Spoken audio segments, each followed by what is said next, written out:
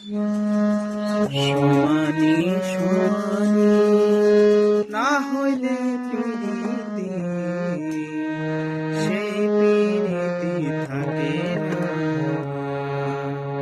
সমানি সমানি না হইলে প্রীতি সেই প্রীতি থাকে না। জলের সাথে তেল মিশিয়ে